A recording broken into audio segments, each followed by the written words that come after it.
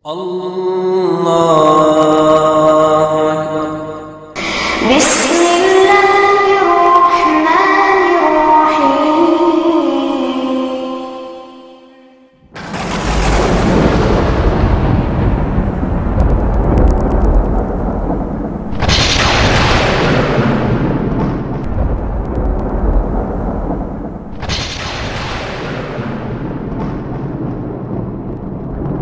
وقل جاء الحق وزهق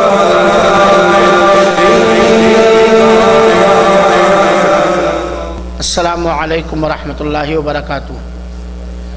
الحمدللہ نحمده ونستعینه ونستغفره ونؤمن به ونتوکل علیہ ونعوذ باللہ من شرور انفسنا ومن سیئات اعمالنا من يهده الله فلا مضل له ومن يضلل فلا هادي له وأشهد أن لا إله إلا الله وحده لا شريك له وأشهد أن محمدا عبده ورسوله أما بعد فإن خير الحديث كتاب الله وخير الهدي هدي محمد صلى الله عليه وسلم وشر الأمور محدثاتها وكل محدثة بدعة وكل بدعة ضلالة وكل ضلالة في النار۔ اعوذ باللہ السمیع العلیم من الشیطان الرجیم۔ بسم اللہ الرحمن الرحیم۔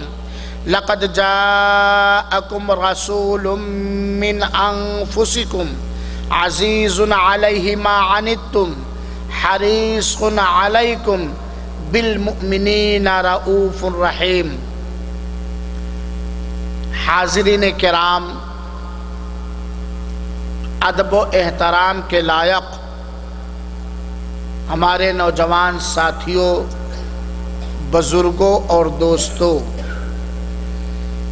آج بتاریخ 6 ربیع الاول سن 1437 ہجری مطابق 17 دسمبر سن 2015 بروز جمعرات بعد صلاۃ عشاء موسیٰ جامع مسجد نیو ثنائیہ کے اندر جو یہ دینی مجلس کا انتظام کیا گیا ہے، اس کا عنوان ہے نبی رحمت صلی اللہ علیہ وآلہ وسلم قرآنی آیات اور احادیث رسول کی روشنی میں رحمت عالم صلی اللہ علیہ وآلہ وسلم یا نبی رحمت صلی اللہ علیہ وسلم کی عنوان پر نہایت اہم باتیں آپ حضرات کے سامنے اس امید اور گزارش کے ساتھ عرض کرنے کی کوشش کروں گا کہ آپ حضرات نہایت غور کے ساتھ سنیں گے، یاد رکھیں گے۔ تقریر کے اخیر میں ہم سوالات بھی کریں گے، صحیح جواب دینے والوں کو انعامات بھی دیے جائیں گے۔ پوری دنیا کو یہ بات بتلانے اور سمجھانے کی ضرورت اور حاجت ہے کہ اللہ تعالی نے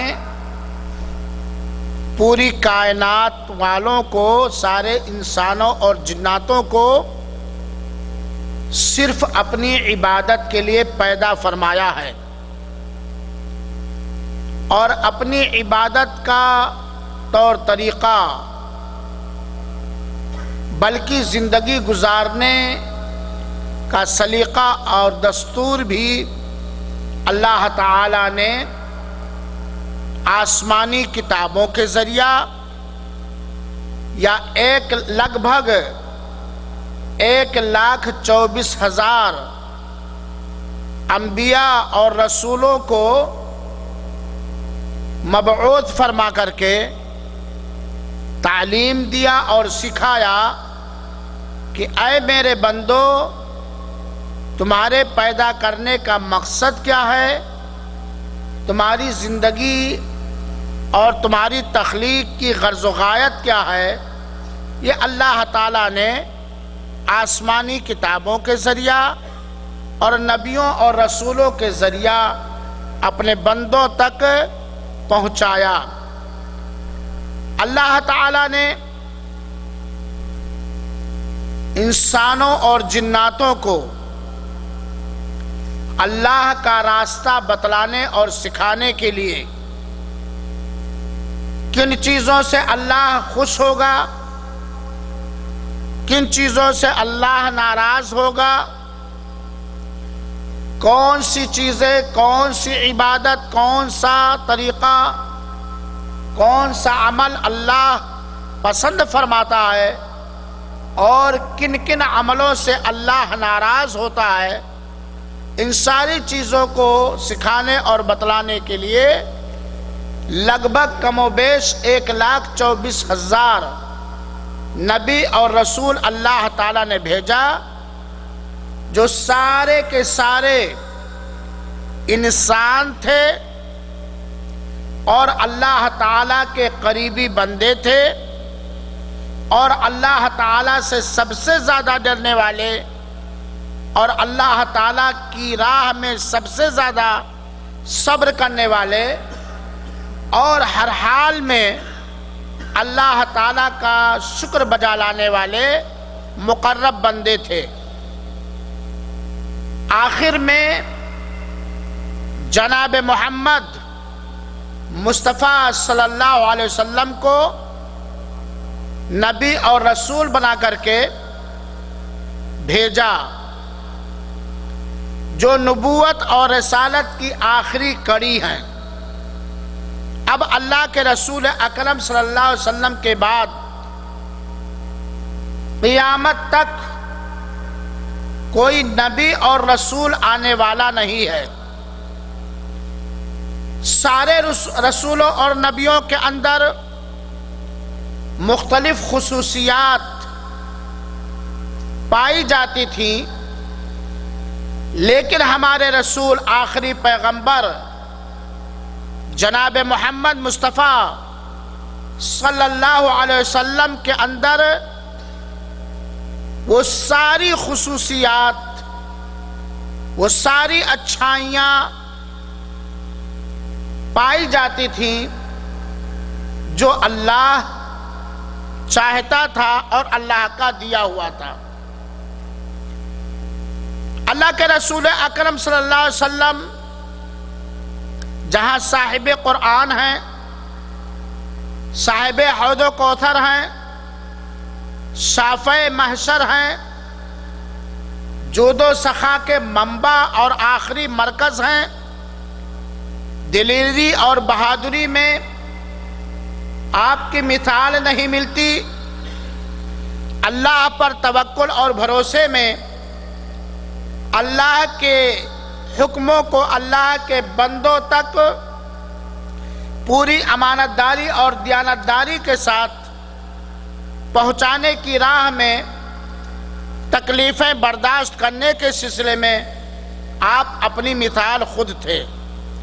آنچے خوبہ ہمادارن تو تنہا داری، وہ ساری خصوصیات، وہ سارے امتیازات، وہ ساری چیزیں جو سب لوگوں کے اندر پائی جاتی ہیں، وہ اکیلے مدینہ والے آقا جناب محمد مصطفیٰ صلی اللہ علیہ وسلم کے ساتھ کے اندر پائی جاتی تھی۔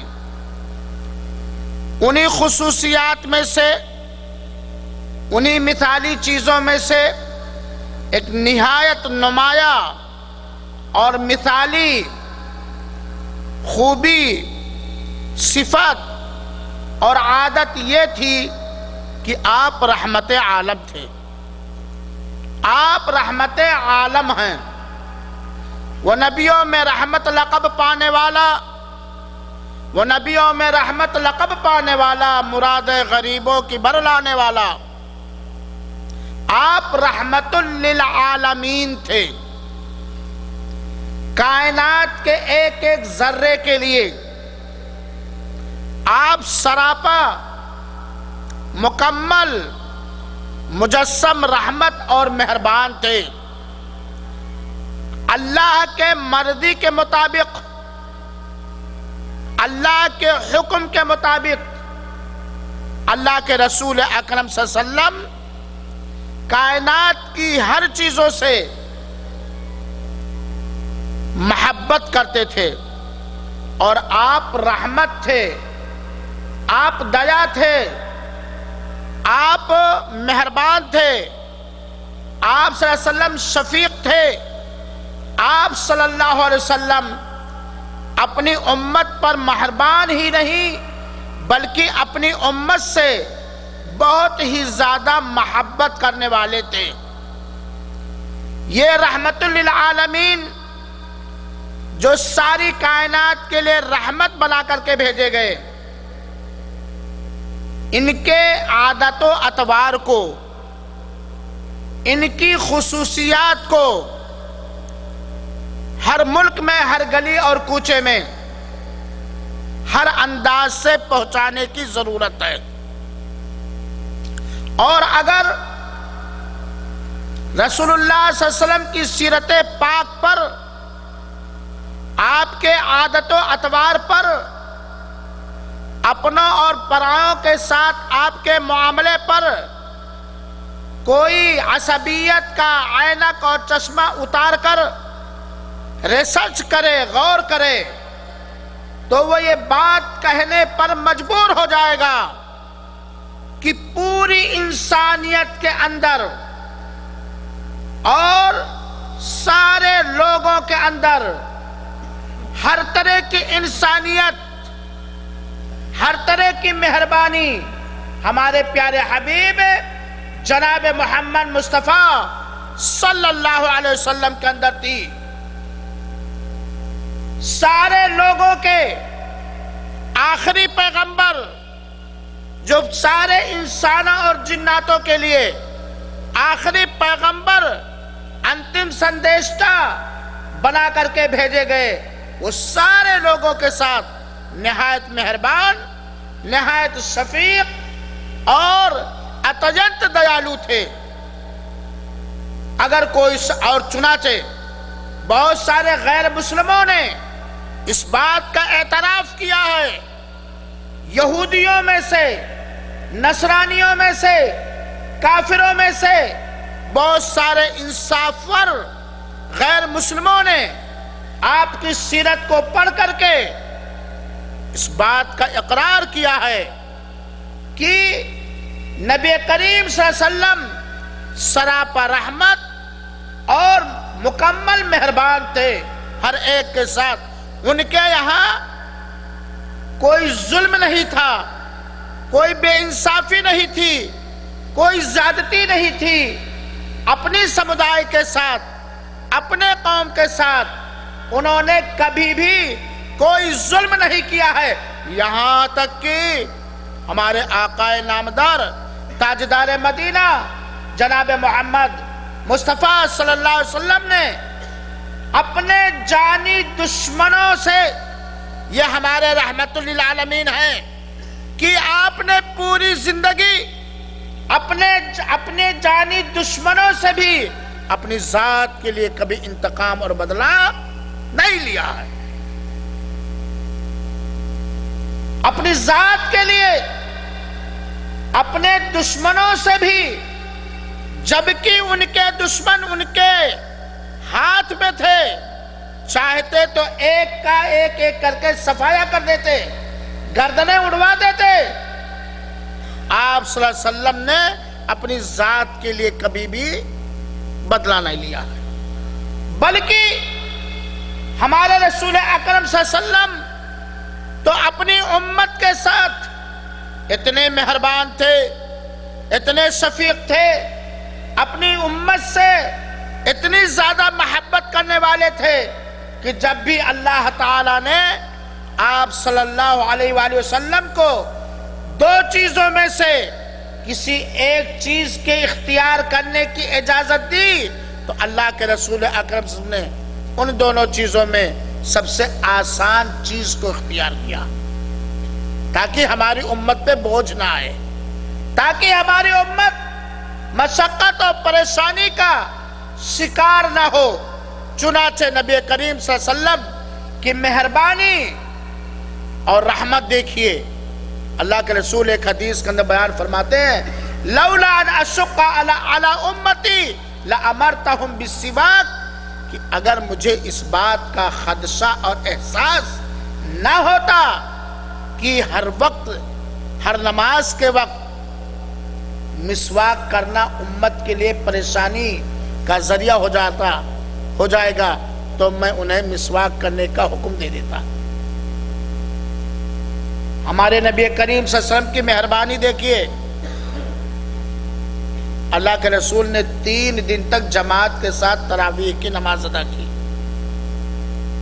اور جب صحابہ کرام کا شوق اس نفلی عبادت کے بارے میں صحابہ کرام کے جذبات کو محسوس کیا تو چوتھے دن اللہ کے رسول امامت کرانے کے لیے نکلے ہی نہیں، کہ کہیں ایسا نہ ہو کہ امت محمدیہ کے اس شوق کو دیکھ کر جو عالم الغیب ہے کہیں اللہ واجب نہ کر دے، کہیں اللہ واجب نہ کر دے جو ہماری امت کے لیے پریشانی کا ذریعہ بنے۔ ہمارے نبی کریم صلی اللہ علیہ وسلم کی مہربانی دیکھیے کہ جب معراج کے اندر اللہ کے رسول بلائے گئے اور 50 وقت کی نماز فرض کی گئی، واپسی کے بعد جب موسیٰ علیہ السلام نے مشورہ دیا کہ ہو سکتا ہے تمہاری امت اس سے پریشانی میں مبتلا ہو جائے، تو اللہ کے پاس جاتے رہے یہاں تک کہ 50 کتنی ہو گئی؟ 5 ہو گئی۔ تو رحمت للعالمین آپ ہیں، ساری دنیا والوں کے لیے آپ مہربان تھے، آپ شفیق تھے، آپ رحم دل تھے، اور قرآن اس بات کی گواہی دیتے ہوئے کہہ رہا ہے، سورہ توبہ کی آیت نمبر 128 پڑھ لیجئے گا، سمجھ لیجئے گا۔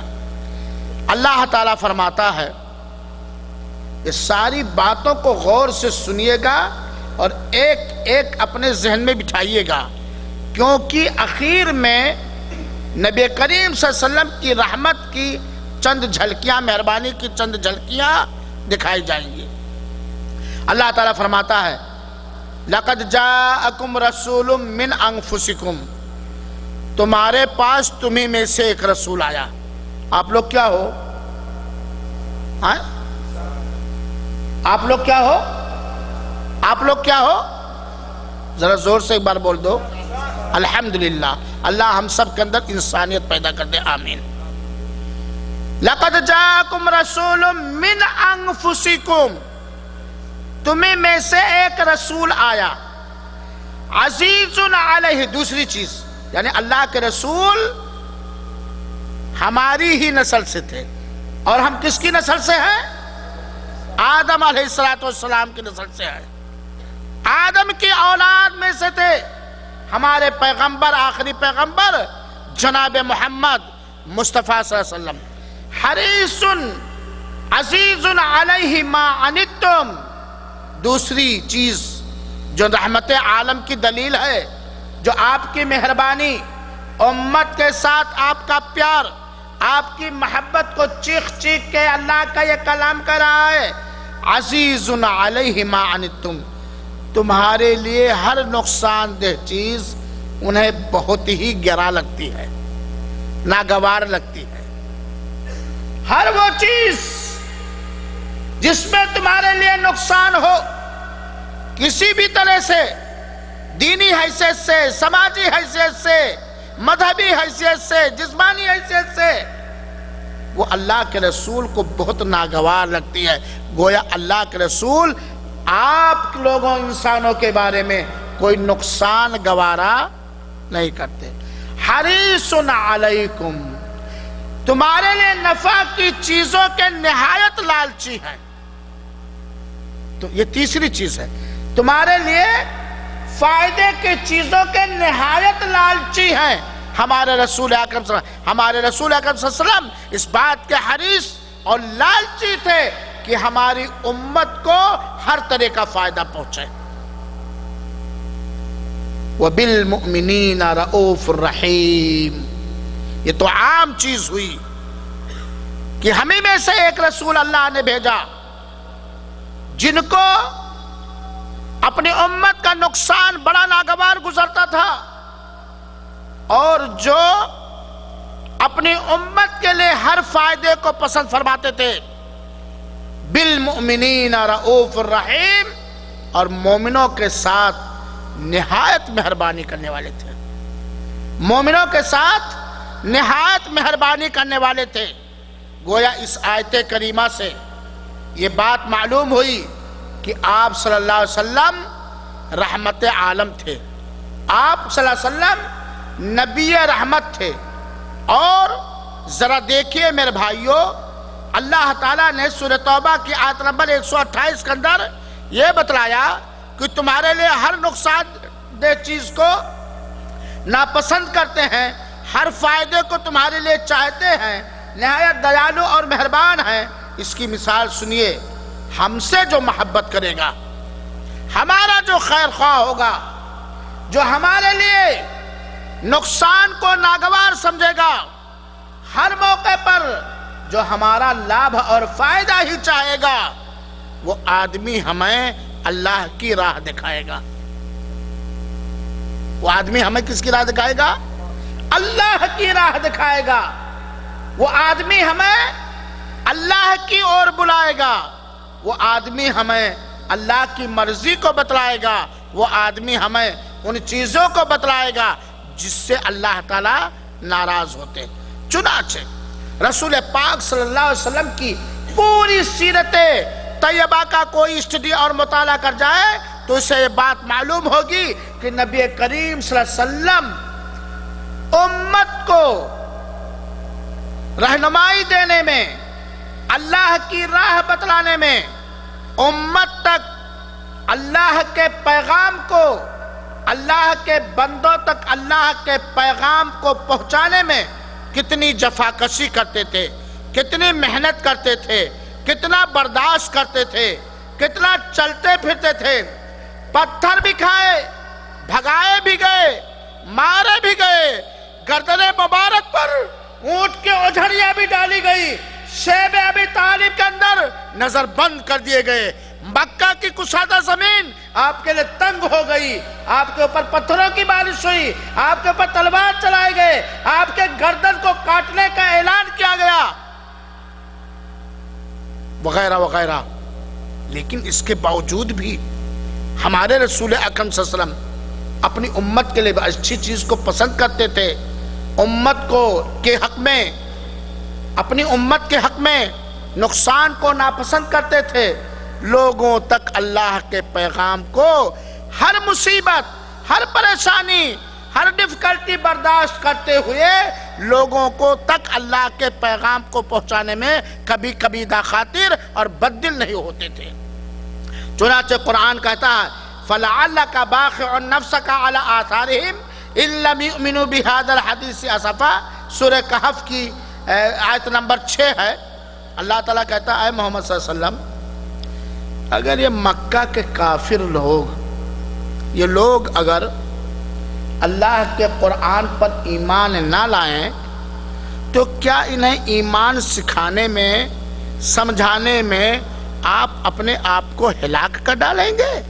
اللہ کی اللہ کے رسول کی محنت کو دیکھ کر، آپ کے غم کو دیکھ کر، آپ کے کوششوں کو دیکھ کر اللہ تعالیٰ نے تسلی دلا کہ اگر یہ اپنی جہالت و نادانی کی وجہ سے، ضدی پنا اور ہٹ دھرمی کی وجہ سے اگر اللہ کے اس کلام پر یہ مکہ والے ایمان نہ لائیں تو کیا آپ اپنے آپ کو تباہ کر ڈالیں گے؟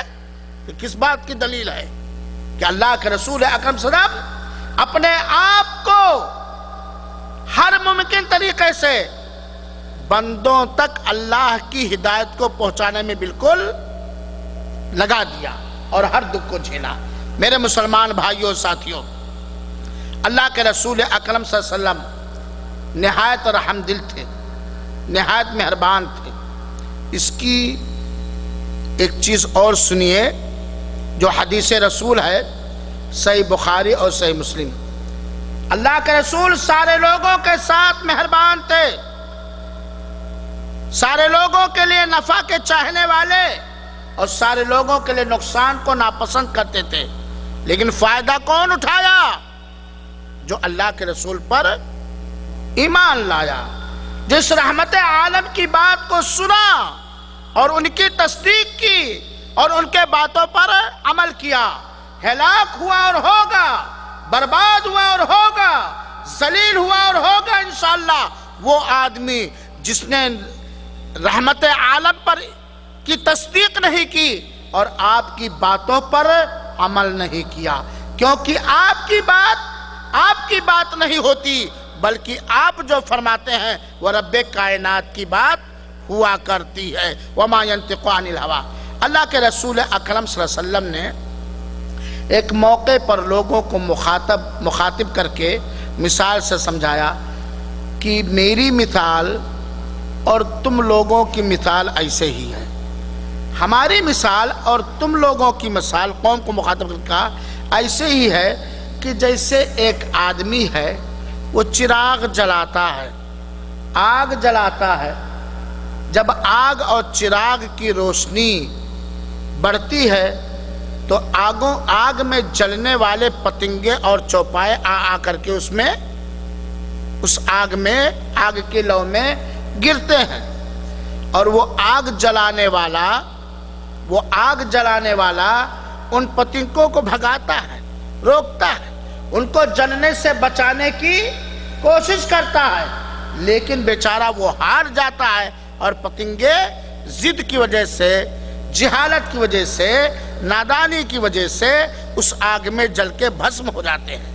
ہماری اور تمہاری مثال ایسے ہے، میں نے توحید کی چراغ کو روشن کیا، میں نے ایمان کی چراغ کو روشن کیا، اور تم کو جہنم کی آگ میں گرنے سے روکتا ہوں، کوشش کرتا ہوں، یہاں تک کہ تمہارے کمر کی رسی کو پکڑ کر میں کھینچتا ہوں، لیکن تم لوگ مجھ پر غالب آ جاتے ہو اور اس جہنم کی آگ میں کیا کرتے ہو؟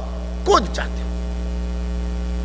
یہ اللہ کے رسول کی محنت اور امت کے بارے میں شفقت اور امت کے بارے میں مہربانی ہے کہ آگ کے اندر کودنے کے لیے تم پریشان ہو، اور میں تمہیں کہتا ہوں حلم عن النار، حلم عن النار، یہ آگ ہے، اس سے بچو، یہ آگ ہے، جلانے والی چیز ہے، اس سے بچو، لیکن تم لوگ میری بات کا انکار کر کے مجھ پر غالب آ جاتے ہو اور اس آگ میں تم لوگ کود جاتے ہو۔ یہ نبی کریم صلی اللہ علیہ وسلم کی رحمت اور شفقت اور امت سے محبت اور مہربانی کی دلیل ہے کہ ہمارے رسول اکرم صلی اللہ علیہ وسلم اپنی امت کو دنیا کے آگ میں جلنے سے بھی روکا اور بچانے کی کوشش کی، اور آخرت کی آگ جو جہنم کی شکل میں ہے اس سے بھی روکا اور بچانے کی کوشش کی۔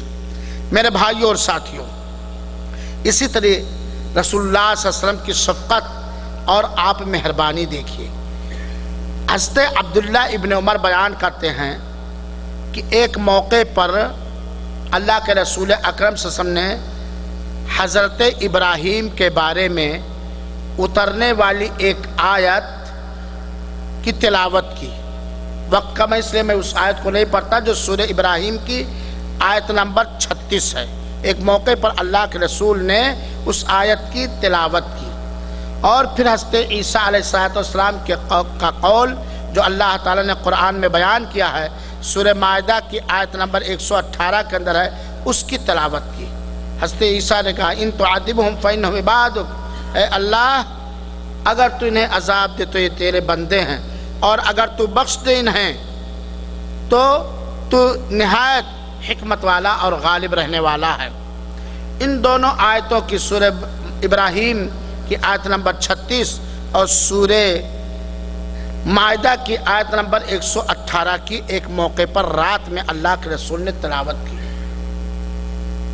ذرا غور سے سنیے گا کہ ہمارے رسول اللہ صلی اللہ علیہ وسلم اپنی امت کے ساتھ کتنا مہربان تھے، یقیناً رحمت عالم تھے۔ اللہ کے رسول اکرم صلی اللہ علیہ وسلم نے ان دونوں آیتوں کی تلاوت کرنے کے بعد اپنے ہاتھ کو اللہ تعالیٰ کی طرف اٹھایا، اپنے ہاتھ کو اللہ تعالیٰ کی طرف اٹھایا۔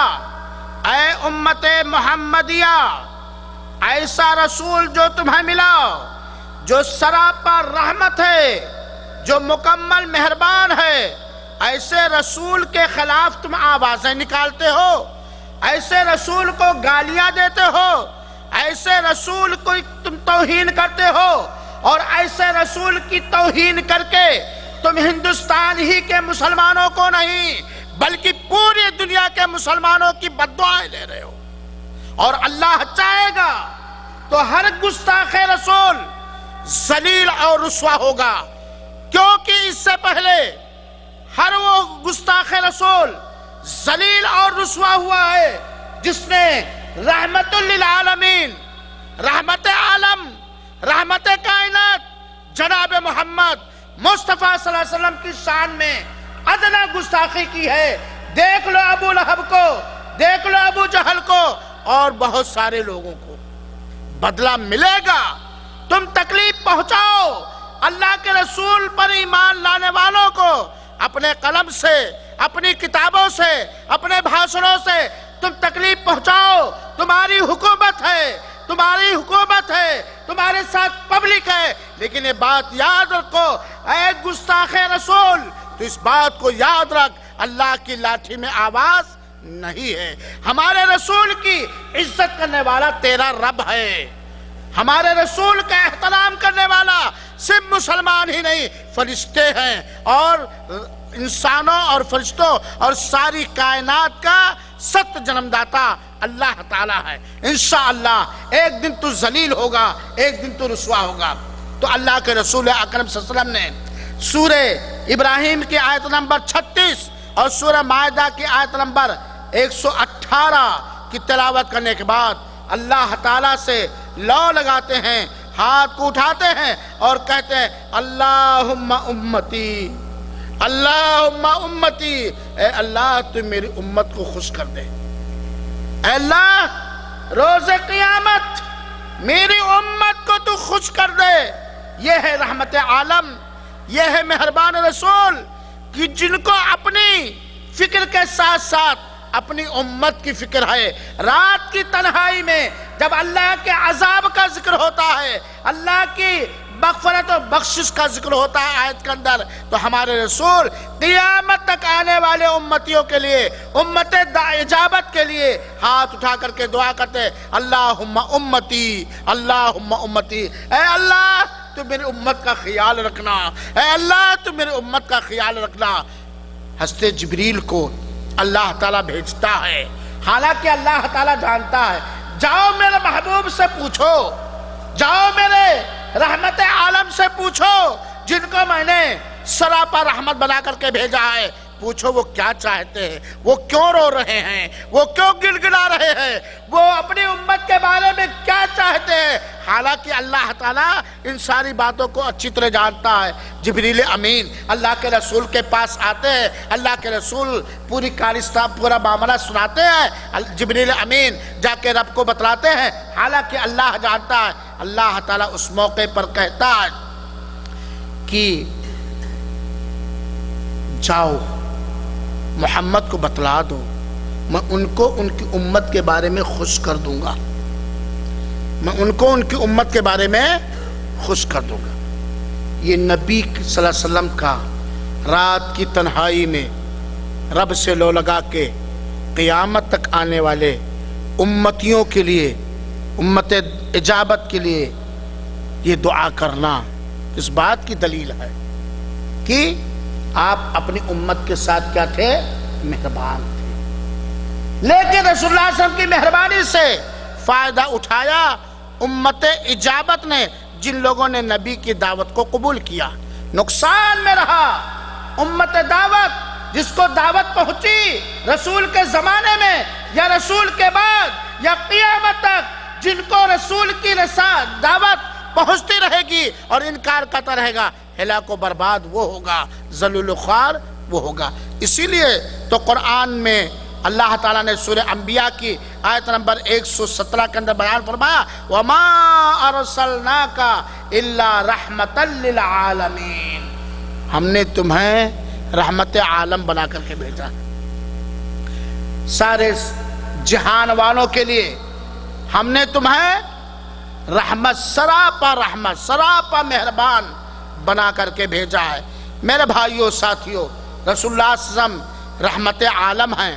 رسول اللہ صلی اللہ علیہ وسلم کی رحمت اور مہربانی امت کے ساتھ، جانوروں کے ساتھ، یہ ہمارے رسول کی مہربانی دیکھیے کہ جانور کے بارے میں ہمارے رسول کی یہ رہنمائی ہے، یہ تعلیم ہے کہ جانور تمہاری خدمت کے لیے اللہ نے پیدا کیا، لیکن اتنا ہی بوجھ اس کے اوپر لا دو جتنا یہ برداشت کر سکے۔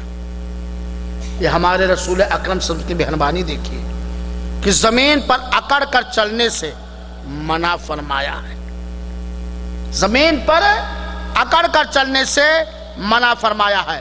تو میرے مسلمان بھائیوں ساتھیوں، رسول اللہ صلی اللہ علیہ وسلم اپنی امت پر، رسول اللہ صلی اللہ علیہ وسلم اپنی امت کے لیے مکمل خیر خواہ اور امت کے بارے میں مکمل بھلائی چاہنے والے تھے۔ آپ نے اپنی امت پر عظیم ترین احسان کیا ہے۔ رسول اللہ صلی اللہ علیہ وسلم اللہ کے خلیل اور اللہ کے محبوب ہیں اور اللہ تعالیٰ کے سب سے زیادہ قریبی بندے ہیں۔ اسی لیے قرآن میں اللہ تعالیٰ نے آیت کریمہ اتارا وَرَفَعْنَا لَكَ ذِكْرَكَ، نبی کریم صلی اللہ علیہ وسلم کی شان کو، آپ کے ذکر کو اللہ تعالیٰ نے بلند کیا ہے۔ یہ ہمارے رسول ہیں جو علم نشرح لکا صدرک کا سینہ لے کر کے آئے، ما زاغ البصروں کی آنکھیں لے کر کے آئے، اور علم نشرح لکا صدرک کا سینہ لے کر کے آئے، جو وما ارسلناک الا رحمت للعالمین کا خطاب لے کر کے آئے کہ آپ پوری کائنات کے لیے رحمت ہے۔ ہمارے رسول ہی شافع محشر ہے، ہمارے رسول اکرم صلی اللہ علیہ وسلم صاحب حوض و کوثر اور مختلف خصوصیات کے حامل ہیں۔ سارے مسلمانوں کو میں بتلانا چاہتا ہوں کہ اے رسول کی رسالت پر ایمان لانے والوں، دنیا بھر کے مسلمانوں، رسول کا احترام کرو، رسول کی قدر کرو، رسول کی اطاعت کرو، رسول سے اپنی جان سے، اپنے مال سے، اپنی اولاد سے اور ساری چیزوں سے زیادہ تم محبت کرو۔ اور ان لوگوں کو بھی میں یہ بتلانا چاہوں گا کہ جہالت کی وجہ سے، ہٹ دھرمی کی وجہ سے، تعصب کی وجہ سے جو رسول کی شان میں گستاخیاں کر رہے ہیں، جو رسول کا انکار کر رہے ہیں، وہ آپ صلی اللہ علیہ وسلم کی سیرت پاک کو پڑھیں، سوچیں، غور کریں، اور کم سے کم اگرچہ میں ایسے لوگوں کی باتوں کو رسول اللہ صلی اللہ علیہ وسلم کے عدل و انصاف پر دلیل نہیں بناتا ہوں، لیکن تم کو سمجھانے کے لیے میں تمہیں بتلانا چاہتا ہوں کہ جاؤ، تمہارے گاندھی نے ہمارے رسول کے بارے میں کیا لکھا ہے، جس رسول کی شان میں تم گستاخیاں کر کے دنیا اور آخرت کا عذاب مول لے رہے ہو، تمہارے گاندھی نے اس رسول کے بارے میں کیا لکھا ہے۔ اور تمہارے جیسے بہت سارے لوگوں نے جو تمہارے دین کے ماننے والے ہیں، تمہارے ملک کے ماننے والے ہیں، یا تمہاری سوچ اور فکر سے ہم آہنگی رکھتے ہیں، ان لوگوں نے ہمارے آخری پیغمبر رحمت للعالمین کے بارے میں کیا لکھا ہے۔ ہمارا رسول وہ رسول ہے، ہمارے آخری پیغمبر، ہمارے آخری نبی وہ نبی ہیں، وہ رسول ہیں جن پر اللہ تعالیٰ اور اللہ تعالیٰ کے مقرب فرشتے درود و سلام بھیجتے ہیں، درود و سلام بھیجتے ہیں۔ ہمارے آخری پیغمبر، ہم قربان جائے، ہمارے ماں باپ آل اولاد قربان جائے، جن کے دیدار کے لیے ہم بھی آکل ہیں، جن کے دیکھنے کی ہم آرزو و تمنا کرتے ہیں، جن کے بچے ہوئے وضو کے پانی سے صحابہ کرام تبرک اور فیض حاصل کرتے تھے اور اپنے بدنوں پر مل لیتے تھے، اپنے بدنوں پر مل لیتے تھے۔ ہمارے رسول اکرم صلی اللہ علیہ وسلم ہر قسم کے ظاہری اور باطنی، باہری اور اندرونی خوبیوں سے اور اچھائیوں سے بالکل لیس تھے، کیونکہ ہمارے آخری پیغمبر جناب محمد صلی اللہ علیہ وسلم کی تربیت ہمارے رب نے اور تمہارے رب نے کیا ہے، اور اچھی تربیت کیا ہے۔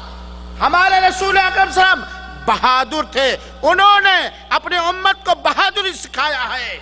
ہمارے رسول اکرم صلی اللہ علیہ وسلم سخی اور فیاض تھے، انہوں نے اپنے امت کو سخاوت اور فیاضی سکھایا ہے۔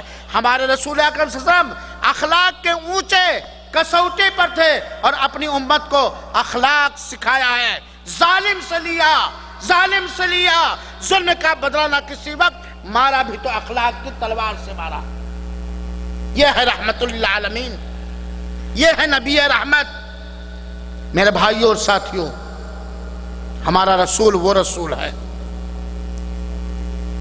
اور تمہارے بھی وہ رسول ہیں، کیونکہ اللہ کے رسول اکرم سے پوری کائنات والوں کے لیے رسول اور نبی بنا کر کے بھیجے گئے ہیں۔ میرے بھائیوں ساتھیوں، ہمارے رسول سے عقیدت رکھنا، ہمارے رسول سے سچی محبت رکھنا، ساری کائنات، سارے انسانوں، سارے جناتوں کے آخری رسول، آخری پیغمبر جناب محمد بن عبداللہ صلی اللہ علیہ وسلم سے سچی عقیدت رکھنا، سچی محبت رکھنا، یہی عین کامیابی ہے، یہی کامیابی کا راز ہے، یہی عین ایمان ہے، یہی عین اسلام ہے۔ اور ہمارے رسول کی تابعداری، آگیا پالن اللہ تعالیٰ نے کائنات کے پیدا کرنے والے رب نے، مولا نے، ارحم الراحمین اللہ نے واجب اور ضروری کیا ہے۔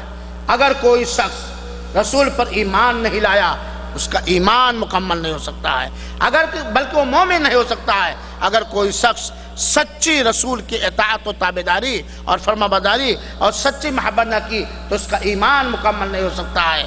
میرے بھائیوں اور ساتھیوں، رسول اللہ صلی اللہ علیہ وسلم سے سچی محبت کرو، رسول اللہ صلی اللہ علیہ وسلم سے سچی عقیدت رکھو، رسول اللہ صلی اللہ علیہ وسلم کا اس طرح احترام کرو جس طرح وہ جس احترام کے وہ لائق ہیں، جس احترام کے وہ لائق ہیں، کیونکہ جان لو، مان لو، یقین کر لو کہ رسول اللہ صلی اللہ علیہ وسلم سے سچی محبت گناہوں سے معافی کا ذریعہ ہے، جنت میں داخلے کا سبب ہے، جہنم سے بچنے کا مضبوط ذریعہ ہے۔ اور رسول اللہ صلی اللہ علیہ وسلم سے سچی محبت ایمان اور زبان، جسم اور دنیا کی ہر چیز سے زیادہ شیریں لذت اور چاشنی ہے۔ میرے بھائیوں، جو رسول اکرم صلی اللہ علیہ وسلم سے سچی عقیدت رکھے گا، سچی محبت رکھے گا، وہ جنت کے اندر رسول اللہ صلی اللہ علیہ وسلم کے ساتھ ہوگا۔ امن و امان دنیا کے اندر بھی اور مرنے کے بعد بھی امن و امان صرف اسی کو میسر ہوگا جو رسول اللہ صلی اللہ علیہ وسلم سے سچی عقیدت اور محبت کرتا ہے۔ یہ ہمارے رب کا پیغام ہے رسول اللہ صلی اللہ علیہ وسلم کی شان کے بارے میں، ان کے حقوق کے بارے میں، کیونکہ آپ رحمت عالم ہیں، کیونکہ آپ نبی رحمت ہیں۔ آپ کے ہاں زحمت نہیں، نہ آپ زحمت لے کر کے آئے، نہ جو دین آپ کے اوپر اتارا گیا اس دین کے اندر کسی طرح کی پریشانی اور زحمت ہے، اور نہ اس دین کے صحیح ماننے والوں نے اس دنیا میں کسی طرح کی زحمت کا معاملہ کیا ہے۔ ہمارے رسول دہشت گرد نہیں تھے، ہمارے رسول آتنکواد نہیں تھے، چنانچہ ہمارے رسول نے ہر دہشت گردی سے روکا ہے، ہر آتنکوادی سے روکا ہے، اور اگر کوئی اسلام کی طرف نسبت کرنے والا جھوٹا، مکار، فرادی، کم علم، کم پڑھا لکھا، جذباتی، داڑیاں رکھ کر کے، مسلمانوں کا لباس پہن کر کے، دوائش کی شکل میں اگر کوئی کام کرتا تو اسلام اور مسلمان اس سے بالکل بری ہیں۔ اسلام پاک ہے ان سے اور مسلمان اس سے پاک ہے۔ تم اسلام کی حقیقت کو سمجھو، تم رسول کی دعوت کو سمجھو۔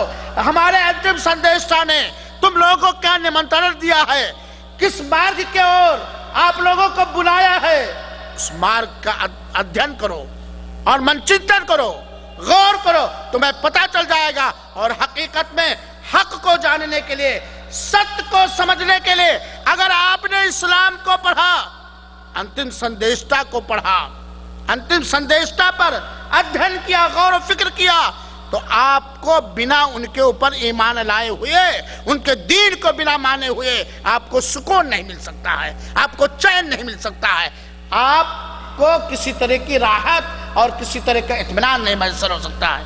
میرے بھائیوں ساتھیوں، یہ ہمارے رحمت للعالمین ہیں، چنانچہ رحمت عالم نبی رحمت رحمت للعالمین سے سچی محبت کرنے والوں کی کچھ نشانیاں ہیں، ان سے سچی عقیدت رکھنے والوں کی کچھ نشانیاں ہیں۔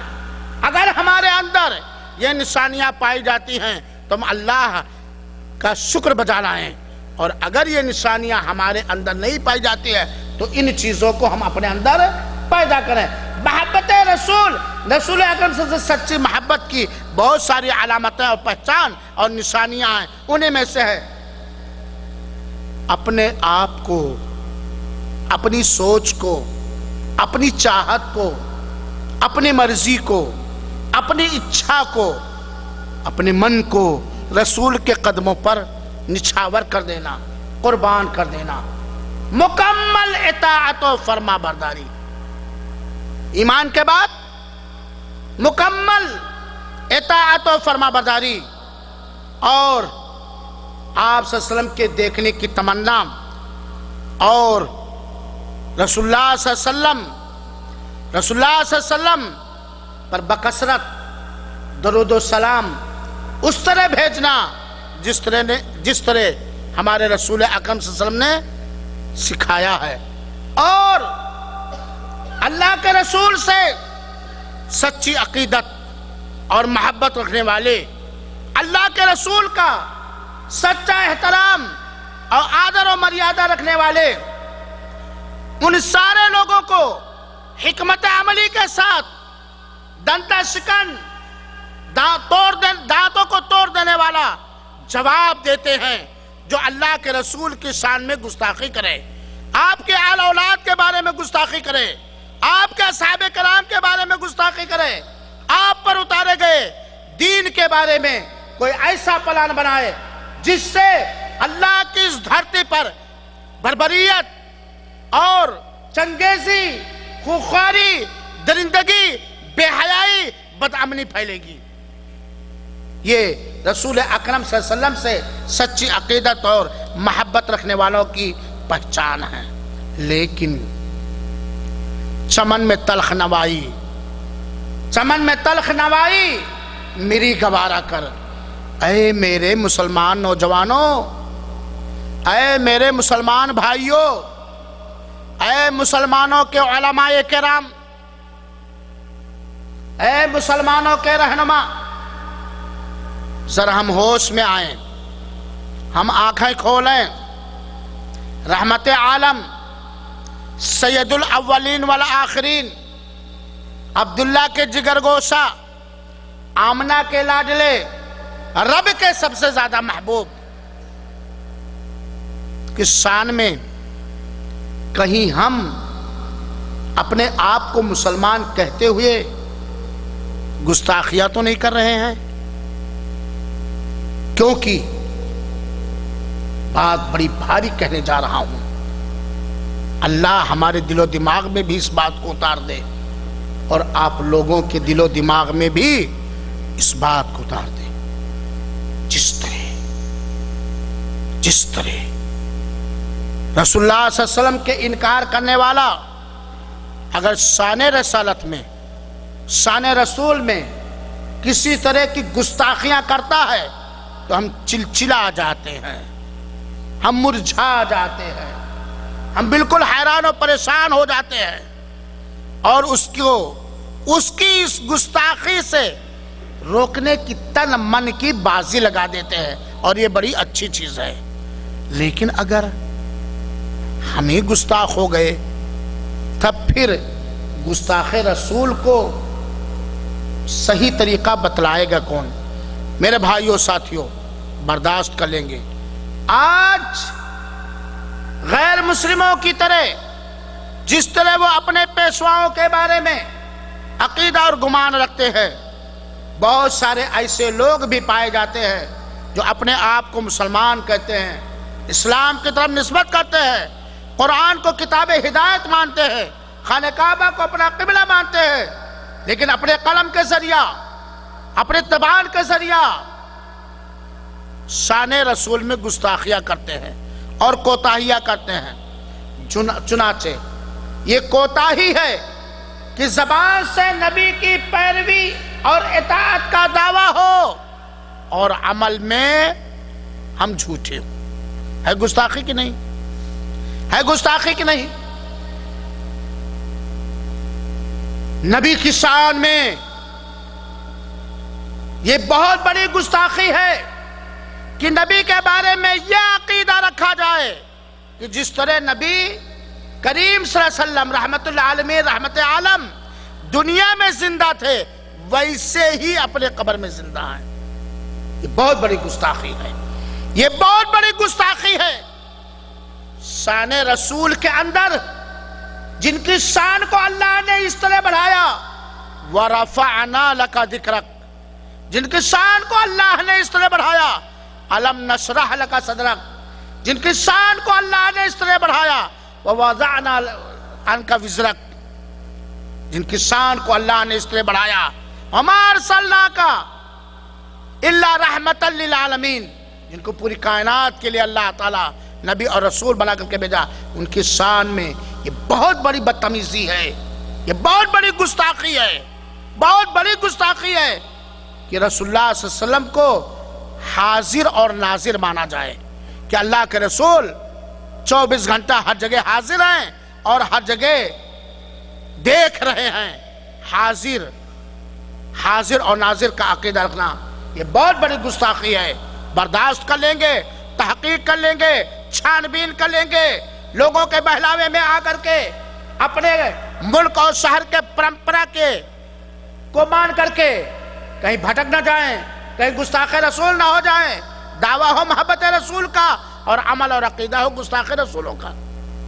یہ بہت بڑی گستاخی ہے، لمبو بھائی سن لو، کہ اللہ کے رسول کو عالم الغیب مانا جائے، یہ بہت بڑی گستاخی ہے۔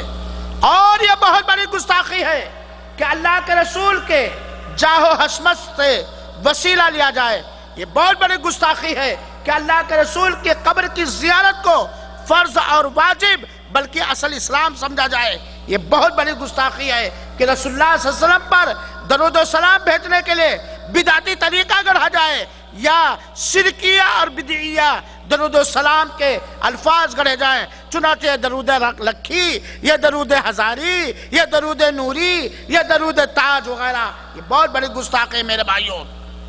اللہ کے رسول کی شان میں یہ بہت بڑی گستاخی ہے، مان لو۔ قرآن کہتا ہے، سورہ کہف کی آخری آیت کریمہ ہے، قُلْ إِنَّمَا أَنَا بَشَرٌ مِثْلُكُمْ يُوحَىٰ إِلَيَّ أَنَّمَا إِلَٰهُكُمْ إِلَٰهٌ وَاحِدٌ، کہ رسول اللہ صلی اللہ علیہ وسلم کو بشریت سے نکالا جائے، آپ کے بشر ہونے کا انکار کیا جائے، آپ کو نوری مخلوق مانا جائے، اور یہ بہت بڑی گستاخی ہے کہ ہمارا یہ عقیدہ ہو کہ رسول اکرم صلی اللہ علیہ وسلم کا کوئی سایہ نہیں تھا۔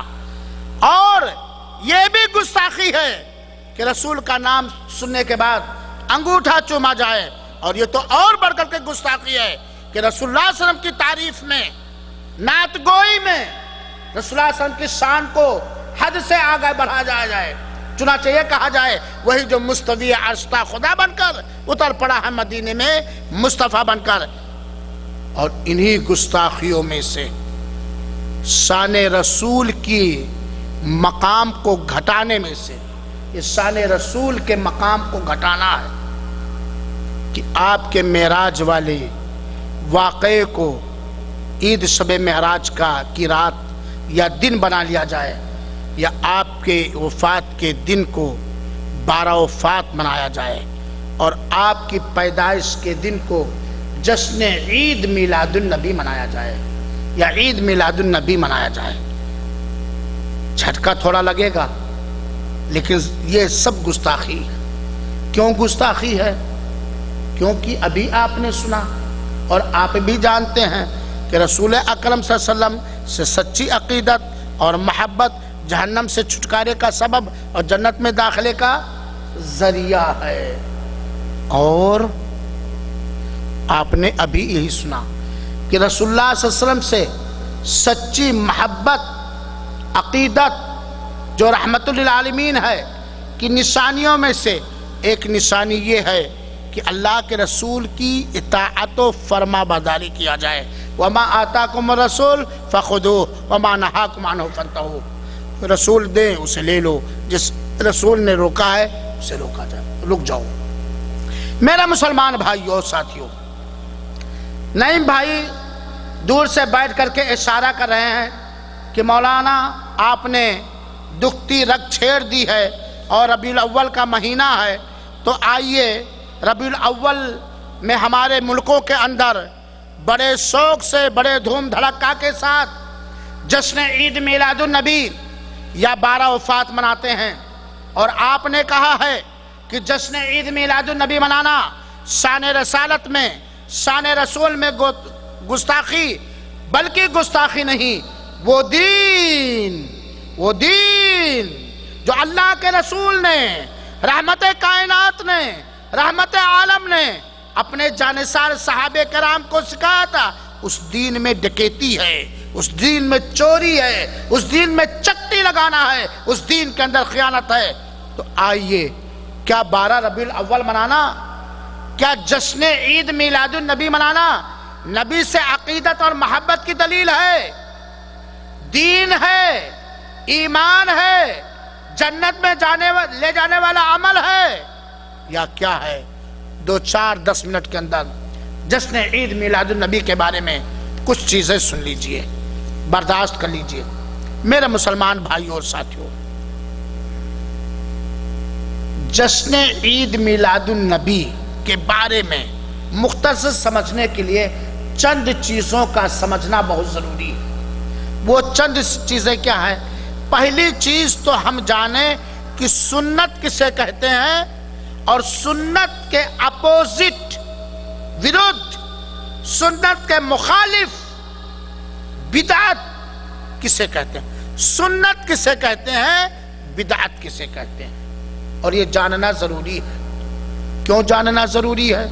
کیونکہ اللہ کے رسول اکرم صلی اللہ علیہ وسلم ہر جمعہ کو کہا کرتے تھے فَإِنَّ خَيْرَ الْحَدِيثِ كِتَابُ اللَّهِ وَخَيْرَ الْهَدِيِ هَدْيُ مُحَمَّدٍ، سب سے بہترین کتاب اللہ کی کتاب ہے، اور سب سے بہترین رہنمائی اور ہدایت کس کی ہے؟ رسول اللہ۔ اور دین میں کوئی نئی چیز ایجاد کرنا بدعت ہے، ہر بدعت گمراہی ہے، اور ہر گمراہی جہنم کا راستہ ہے، جہنم میں لے جائے۔ تو سنت کسے کہتے ہیں اور بدعت کسے کہتے ہیں؟ اور ہم لوگوں کو کس چیز کو اپنانا چاہیے؟ ذرا زور سے بول دو۔ اور کس چیز سے بچنا چاہیے؟ بدعت سے، ہر طرح کی بدعت سے ہمیں۔ سنت کہتے ہیں جو اللہ کے رسول اکرم نے اپنی زبان سے فرمایا، نمبر 1، اور جو اللہ کے رسول نے کر کے دکھایا یا سمجھایا، نمبر 2، اور صحابہ کرام نے آپ کے غیر موجودگی میں کہیں باہر کوئی عمل کیا اور آ کے اللہ کے رسول کے سامنے بیان کیا کہ میں نے اس موقع پر آج یہ کیا ہے، اور اللہ کے رسول نے ان کے کام کی تصدیق کی یا خاموش رہے، تو یہ سنت ہے۔ کیونکہ اللہ کے رسول غلط بات کی تصدیق نہیں کر سکتے، اللہ کے رسول غلط بات پر خاموش نہیں رہ سکتے۔ تو سنت کسے کہتے ہیں؟ اللہ کے رسول کے قول کو، آپ کے فعل کو، آپ کی تقریر کو، تقریر مطلب یہ بھاشن نہیں، یعنی جو اللہ کے رسول نے کسی چیز کی تصدیق کی ہے، اسے کہا جاتا ہے جو اللہ کے رسول نے فرمایا صحیح حدیث صحیح سند سے ثابت ہو، جو اللہ کے رسول نے کیا صحیح سند سے ثابت ہو، اور اللہ کے تقریر، اللہ کے رسول کی تقریر جو صحیح سند، یہ ہے سنت۔ سنت سمجھ گئے؟ بدعت کسے کہتے ہیں؟ مختصر انداز سے اللہ کی قربت اور نزدیکی حاصل کرنے کے لیے، ذرا غور سے سنیے گا سراج بھائی، اللہ کی قربت اور نزدیکی حاصل کرنے کے لیے کوئی ایسا طریقہ گڑھ لینا جس کا اصل یا جس کا ثبوت قرآن کریم اور نبی کریم صلی اللہ علیہ وسلم کی سنت سے نہ.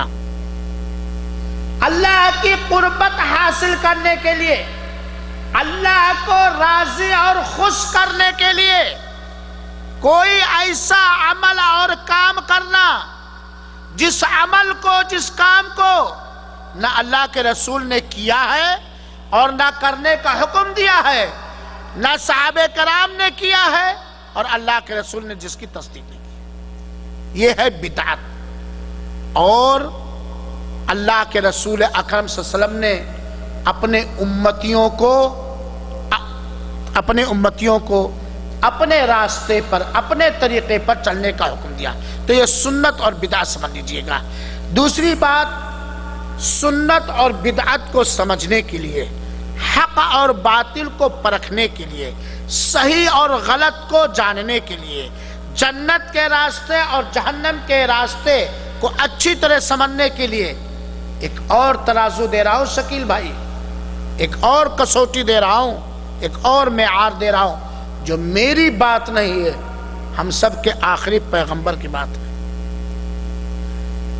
اللہ کے رسول اکرم صلی اللہ علیہ وسلم کی صحیح حدیث آپ دیکھیے اور سنیے، صحیح بخاری کے اندر اور صحیح مسلم کے اندر، من احدث فی امرنا ھذا ما لیس منہ فہو رد.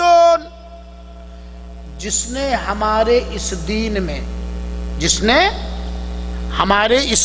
میں کوئی ایسی چیز گڑھ لی، نئی ایجاد کر لی جو اس دین میں سے نہیں ہے، تو وہ قابل مردود ہے، وہ ٹکرا دینے کے لائق ہے، وہ رد کرنے میں.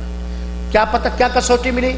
کوئی بھی عمل اس وقت تک عبادت سمجھ کر، دین سمجھ کر، اللہ کی قربت اور نزدیکی حاصل کرنے کا ذریعہ سمجھ کر کرنا جائز نہیں ہے جب تک کہ اس عمل کے کرنے کا ثبوت اللہ کے رسول سے نہ مل جائے. صحیح بات ہے کہ نہیں؟ صحیح بات ہے کہ نہیں؟ جب تک کہ اس عمل کے کرنے کا ثبوت اللہ کے رسول کے قول سے، فعل سے اور تقریر سے ثابت نہ ہو جائے. اسی لیے علماء کرام نے اصول بنایا، عبادت میں اصل ممانعت ہے نہ کرنا جب تک کہ اس عبادت کے کرنے کا ثبوت نہ ہو جائے. جب تک کہ اس عبادت کے کرنے کا ثبوت نہ ہو جائے. اس کو ایسے سمجھیے، ظہر کی نماز پڑھنے سے منع ہے جب تک کہ ظہر کی نماز کا وقت نہ ہو جائے. ظہر کی نماز کا وقت نہ ہو جائے. تو من احدث فی امرنا ھذا، جس نے ہمارے اس دین کے اندر کوئی نئی چیز گڑھی جو اس دین میں سے نہیں ہے، جو رسول کے سنت میں سے نہیں ہے، تو وہ مردود ہے. پہلی بات. دوسری کسوٹی ترازو لے لیجئے. اللہ کے رسول نے فرمایا، من عمل عملا لیس علیہ امرنا فہو رد. یہ صحیح مسلم کی روایت ہے. جس نے کوئی بھی ایسا عمل کیا، جس نے کوئی بھی ایسا عمل کیا جس عمل کے کرنے کی انومتی اور اجازت اور حکم میری طرف سے نہیں ہے، وہ عمل کیا ہے؟ مردود ہے. یہ کس کا فرمان ہے؟ جس نے کوئی بھی ایسا عمل کیا جس عمل کے کرنے کی اجازت یا حکم میری طرف سے نہیں ہے، وہ عمل کیا ہے؟ مردود ہے، ٹھکرا دینے کے لائق ہے. وہ عمل قبول، اور جو عمل مردود ہے وہ سنت نہیں ہو سکتی، وہ عمل سنت نہیں ہو سکتا. یہ دو کسوٹی یاد رکھیے. اور آگے چلیے. عرباد بن ساریہ کی مشہور روایت جو مسند احمد کے اندر اور بہت ساری حدیث کی کتابوں کے اندر ہے. ایک موقع پر اللہ کے رسول اکرم صلی اللہ علیہ وسلم نے اپنے صحابہ کرام کو واعظ و نصیحت کی، جس سے دل پتے ہو گئے، دہل گئے، آنکھوں سے آنسو بہنے لگے. صحابہ کرام نے کہا، لگتا ہے اے آقا یہ الوداعی خطبہ ہے تو ہمیں کچھ نصیحت کیجئے. اے میرے مسلمان بھائیوں، اے میری مسلمان ماں اور بہنوں، عرباد بن ساریہ رضی اللہ تعالیٰ عنہ کی یہ حدیث غور سے سنو، سمجھو۔ صحابہ کرام نے عرض کیا اے اللہ کے رسول اکرم صلی اللہ علیہ وسلم، لگتا ہے یہ الوداعی خطبہ ہے، اب آپ زیادہ دن تک دنیا میں نہیں رہیں گے، چنانچہ ہمیں نصیحت کیجئے، ہمیں وصیت کیجئے۔ آقا نے نصیحت کیا، آقا نے وصیت کیا، آقا نے تعلیم دی۔ رحمت للعالمین نبی رحمت نے یہ تعلیم دی، میں نے تم لوگوں کو روشن راستے پر چھوڑا ہے، چمکتے اور دمکتے ہوئے، روشن اور منور شاہ راہ اور راستے پر چھوڑا ہے، جس راستے کی راتیں بھی دن کی طرح روشن اور اجالا ہے۔ جو راستہ ہم نے چھوڑا ہے، اس راستے سے ہٹنے والا، بہکنے والا، بھٹکنے والا گمراہ اور برباد ہے۔ اور سنو، اللہ کے رسول کہتے ہیں تم میں سے جو آدمی زندہ رہے گا، تم میں سے جو آدمی زندہ رہے گا، وہ بہت سارے اختلافات دیکھے گا، سنے گا۔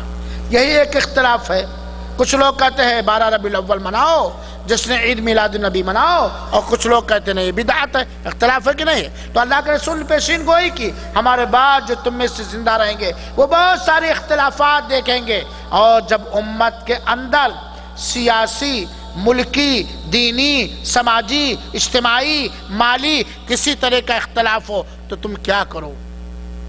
تم اس وقت کیا کرو؟ تو اللہ کے رسول اکرم نے کہا علیکم بسنتی، تم میرے راستے کو لازم پکڑنا۔ اختلاف ہے، فلاں کہتا یہ، فلاں کہتا یہ، کیا کرو گے تم؟ میرا راستہ کیا کہتا ہے، میں کیا کیا ہوں، میں نے کیا کیا، میں نے کیا کہا، اسی کو پکڑنا، چاہے وہ کتنا بڑا پیر ہو، کتنا بڑا عالم ہو، کوئی بھی ہو۔ علیکم بسنتی، تمہارے اوپر واجب اور ضروری ہے میرے راستے پر چلنا۔ اختلاف ہو گیا کہ جشن عید میلاد النبی منایا جائے کہ نہ منایا جائے، دو گروپ ہو گئے۔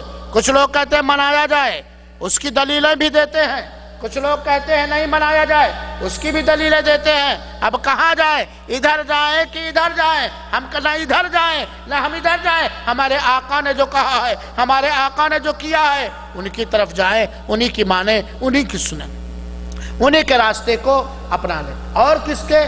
وہ خلفائے راشدین المہدیین، ہمارے بعد جو ہدایت پانے والے، ہدایت یافتہ خلیفہ متعین ہوں گے، ان کے راستے کو تم لازم پکڑو۔ عدو علیہ بالنواج، دانت کے چوبھر سے اس کو خوب تھام لو۔ یہ عرباد بن ساریہ کی روایت۔ گویا 3 اصول میں نے حق اور باطل کے سمجھنے کے لیے، سنت اور بدعت میں فرق کرنے کے لیے، سمجھنے کے لیے اللہ کے رسول کے زبان مبارک سے بیان کیا ہوا 3 اصول، 3 کسوٹی ہم نے دیا۔ اللہ کے رسول نے پہلی کسوٹی کیا؟ اگر کسی نے کوئی ایسی چیز گڑھ لی جو ہمارے دین سے نہیں ہے تو وہ کیا ہے؟ مردود۔ جس نے کوئی بھی عمل کیا جس عمل کا ثبوت مجھ سے نہیں ہے وہ کیا ہے؟ مردود ہے۔ جب اختلاف ہو جائے کسی چیز میں تو کس کے راستے کو لازم پکڑو؟ خلفائے راشد، اللہ کے رسول کے راستے، کیونکہ اللہ کے رسول کا راستہ یہ وحی سے متعین ہوا ہے۔ سنے نا مطلب ہے؟ اللہ کے رسول کا راستہ، اس کی حد بندی کس نے کی ہے؟ اللہ کے رسول کا راستہ کس نے بنایا ہے؟ رب کائنات نے، وحی خفی کے ذریعہ یا وحی جلی کے ذریعہ، وحی بھیج کر کے۔ ہے بات کہ نہیں؟ اللہ کے رسول نے خود کوئی راستہ نہیں اپنایا، وہی اپنایا جو رب نے کہا، اور رب کا بتایا ہوا راستہ سب سے مستحکم اور ٹھوس، مضبوط اور پاک اور صاف ستھرا ہوگا۔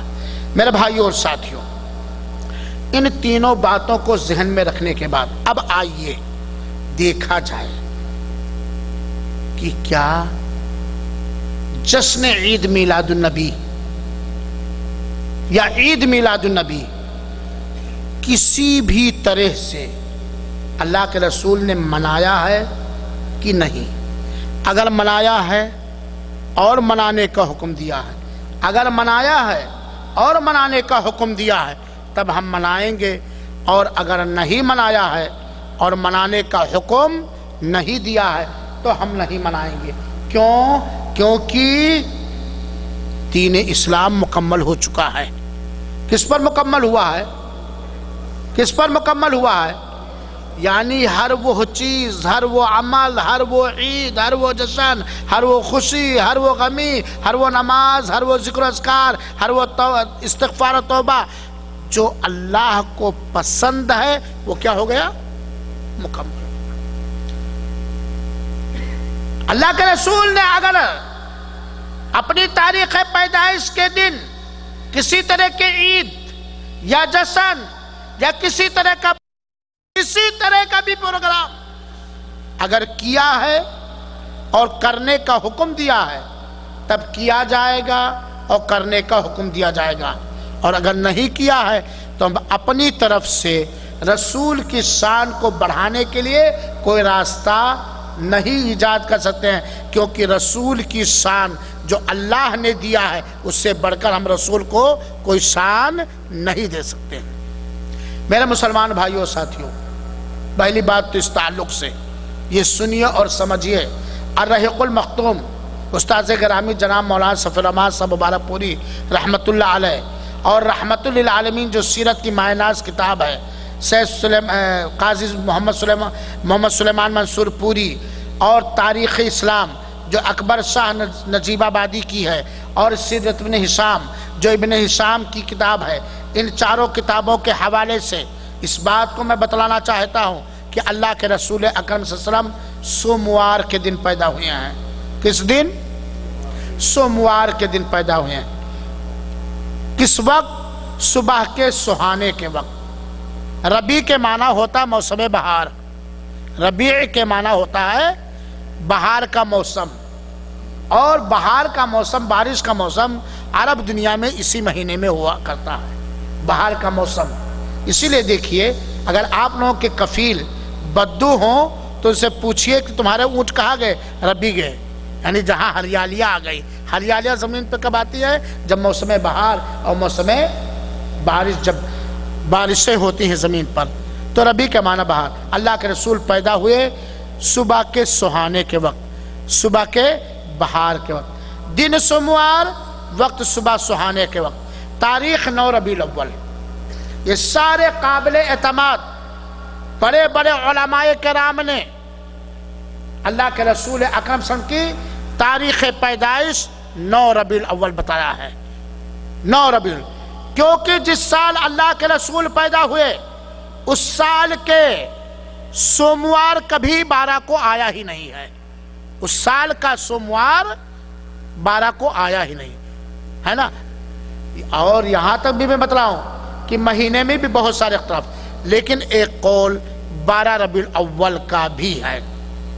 آپ چاہے 9 ربیع الاول تاریخ پیدائش مانیں اور آپ چاہے 12 ربیع الاول مانیں، آپ کو اختیار ہے، کیونکہ اللہ کے رسول اکرم صلی اللہ علیہ وسلم کی تاریخ پیدائش میں یہ اختلاف کہ کوئی 9 کہتا ہے کوئی 12 کہتا ہے، اس بات کی دلیل ہے کہ رسول اللہ صلی اللہ علیہ وسلم کے زمانے میں اس دن کوئی پروگرام نہیں ہوتا، اگر ہوتا تو صحابہ کرام بتا دیتے کہ میں ربیع الاول کی فلاں تاریخ کو اس طرح کا پروگرام کرتا تھا، کیونکہ وہ دن نبی کی پیدائش کا دن تھا۔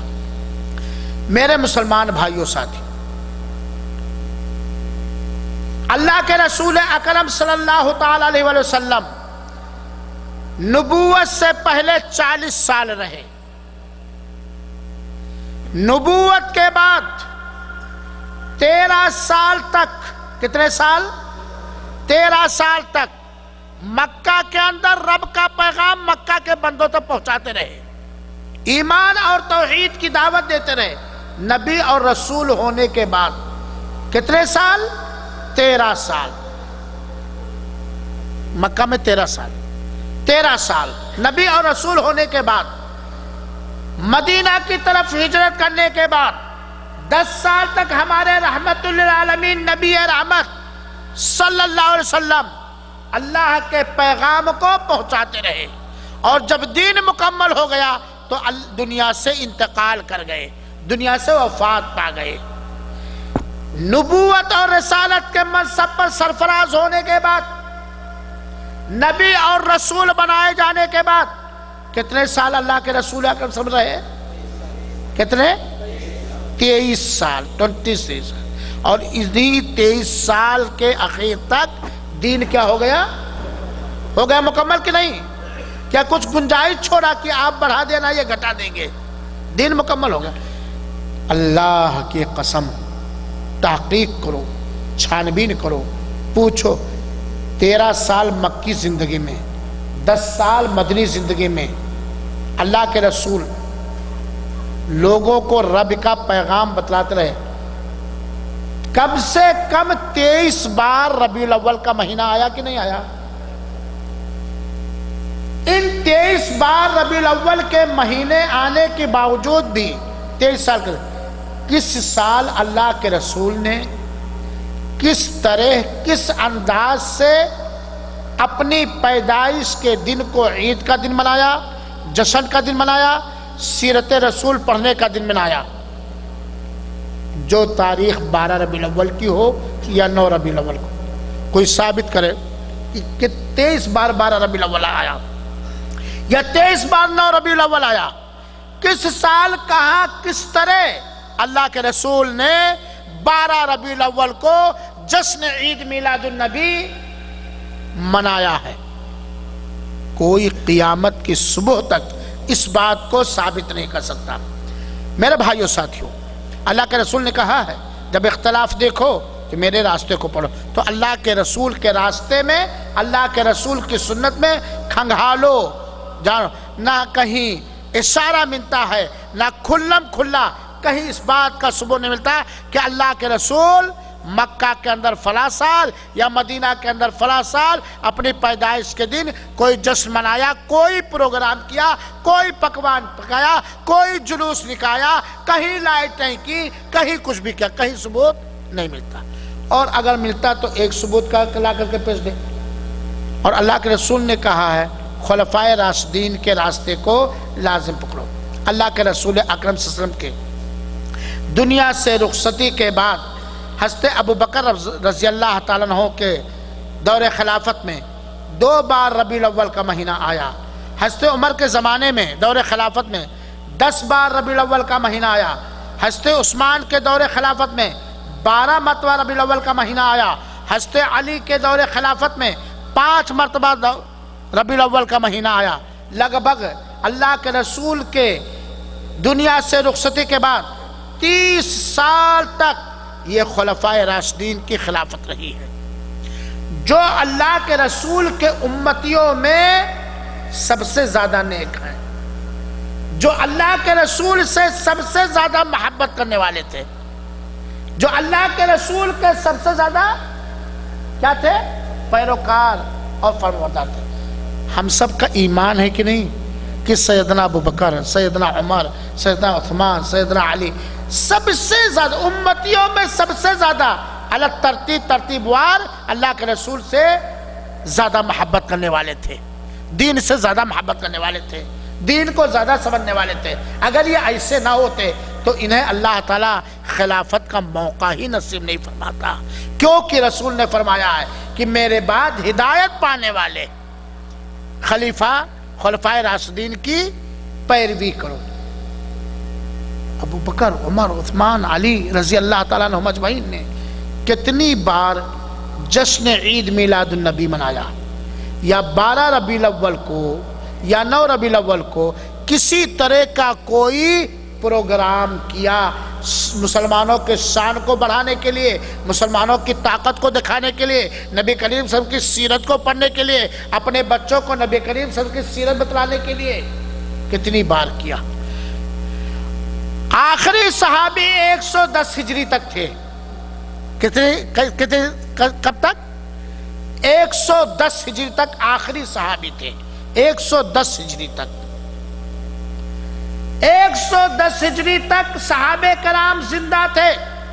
کوئی بتلائے کہ کس صحابی نے کس جگہ عید میلاد النبی یا جشن عید میلاد النبی منایا؟ صحابہ کرام کے بعد آئیے لے لیا جائے ائمہ کرام. امام ابو حنیفہ رحمۃ اللہ علیہ جو سن 80 میں پیدا ہوئے 150 میں انتقال کیے گئے. امام شافعی رحمۃ اللہ علیہ، امام مالک رحمۃ اللہ علیہ، امام احمد بن حنبل رحمۃ اللہ علیہ، یہ ائمہ کرام ہیں. یہ کیا ہیں؟ دین کے امامان ہیں، امام ہیں. امام ابو حنیفہ رحمۃ اللہ علیہ یا امام مالک یا امام شافعی یا امام حنبل نے کہاں جشن عید میلاد النبی منانے کا حکم دیا ہے یا کہاں منایا ہے؟ اور بھائی نہ آپ کے رسول نے منایا، نہ خلفائے راشدین نے منایا، نہ کسی صحابی نے منایا. جن کی تقلید کر کے تم اپنے آپ کو حنفی کہتے ہو، مالکی کہتے ہو، شافعی کہتے ہو، حنبلی کہتے ہو وغیرہ وغیرہ، انہوں نے بھی نہ منایا. کیا ان لوگوں کو اللہ کے رسول کی فکر نہیں تھی؟ کیا ان لوگوں کو اللہ کے رسول سے عقیدت و محبت نہیں تھی؟ جب ان لوگوں نے بھی نہیں منایا تب منانا کیسے ثابت اور جائز ہوگا؟ ذرا اس کو تحقیق کرو، چھانبین کرو. کوئی بتائے کہ ان لوگوں نے جشن عید میلاد النبی منایا.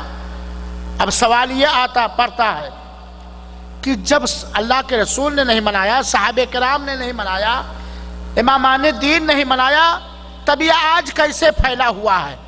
اللہ کے رسول 4 صدی ہجری میں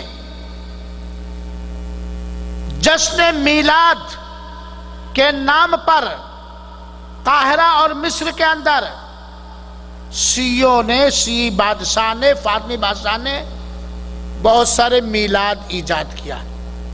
جشن عید میلاد النبی، جشن عید میلاد علی، جشن عید میلاد فاطمہ، جشن عید میلاد حسن، جشن عید میلاد حسین، جشن عید میلاد حاکم وقت. یہ اللہ کے رسول کے 600 سال کے بعد مصر کے اندر، اربل کے اندر یہ خرافات ایجاد ہوئی اور اسی وقت سے کبھی بجھی اور کبھی تیز رہی اور آج تک یہ چیز رائج ہے. لہذا میرے بھائیوں اور ساتھیوں، اللہ کی قسم قرآن کریم کی کسی آیت کریمہ سے، نبی کریم صلی اللہ علیہ وسلم کی کسی صحیح حدیث سے، صحابہ کرام کے کسی معمولی درجے کے صحابی کے عمل سے، ائمہ کرام امام مالک، امام ابو حنیفہ، امام شافعی، امام احمد بن حنبل رحمہم اللہ کے کسی فتوے یا فرمان یا عمل سے جشن عید میلاد النبی کا ثبوت نہیں ملتا ہے. بلکہ 400 سال تک اس کا کہیں پتہ لتا، 4 صدی ہجری سے پہلے اس کا کہیں پتہ لتا اور سراغ ہی نہیں تھا. لوگ جانتے ہی نہیں تھے. 4 صدی ہجری میں 400 سال کے بعد ایک خاص فرقے نے امت کے اندر دراڑ ڈالنے کے لیے، امت کے اندر اپنی سوچ کو رائج کرنے کے لیے اس خرافات کو ایجاد کیا ہے.